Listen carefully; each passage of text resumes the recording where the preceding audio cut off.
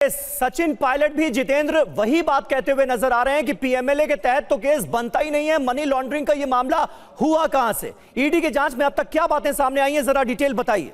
जी बिल्कुल समीर, देखिए ईडी ने इस मामले में जो अपनी चार्जशीट दायर करी उसमें सबसे पहले बताऊं आपको कि जो पहले नंबर के आरोपी हैं सोनिया गांधी को बनाया, दूसरे नंबर पर राहुल गांधी को, उसके बाद जो यंग इंडिया है उसको बनाया गया और बाकी सैम पित्रोदा है, सुमन दुबे हैं, तो इन सब तमाम लोगों के नाम उसमें दर्ज है। तो कुल मिलाकर 7 लोगों के खिलाफ ये चार्जशीट दायर की गई और चार्जशीट में अगर सरल भाषा में समझे तो साफ तौर पर लिखा हुआ है कि किस तरीके से एक आपराधिक षड्यंत्र रचते हुए कौड़ियों के दाम पर एक जमीन को कंपनी को, यानी कि वो कंपनी एजेएल जिसको कौड़ियों के दाम पर रियायती रेट पर दरों पर ये जमीनें दी गई, करोड़ों की ये जमीनें थी और उसके बाद पूरा षड्यंत्र रचने के बाद इस जमीन को यंग इंडिया के नाम करवा दिया गया। और जो यंग इंडिया थी उसमें मुख्य शेयर धारक जो थे वो गांधी परिवार यानी कि सोनिया गांधी और राहुल गांधी है और इसके अलावा इन दोनों से जुड़े जितने भी तमाम वरिष्ठ नेता हैं कांग्रेस के वो हैं। तो एक तरीके से ईडी ने अपनी चार्जशीट में यह साबित करने की कोशिश की कि आखिरकार किस तरीके से कौड़ियों के दाम पर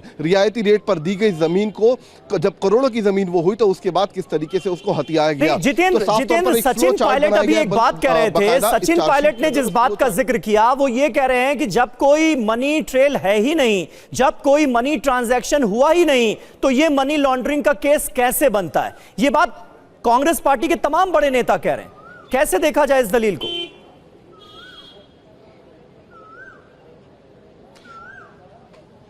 जी बिल्कुल, देखिए ईडी का साफ तौर पर कहना है कि दरअसल ईडी के पास इस केस से जुड़े तमाम सबूत हैं। बार बार पूछताछ के लिए सोनिया गांधी को भी बुलाया गया, राहुल गांधी को भी बुलाया गया। जो साक्ष्य अब तक ईडी ने इस पूरे मामले में जुटाए वो तमाम साक्ष्य उनके सामने रखे गए, लेकिन अब तक कोई भी स्पष्ट जवाब उनको नहीं मिल पाया। इसके अलावा ईडी का यह भी कहना है कि कोर्ट के आदेश पर, आप समझिएगा इस लाइन को, कि कोर्ट के आदेश के बाद ही जितनी भी एजीएल की जमीन थी जो यंग इंडिया को दी गई, जिनका किराया अब तक यंग इंडिया के पास जा रहा था, अब वो किराया ईडी के पास आना चाहिए। यानी कि कहीं ना कहीं घोटाला हुआ, कहीं ना कहीं गड़बड़ियां पाई गई और उसी के बाद कोर्ट ने आदेश ईडी को दिया कि ईडी उन जमीनों से, उन प्रॉपर्टी से जो किराया है वो वसूल करेगी।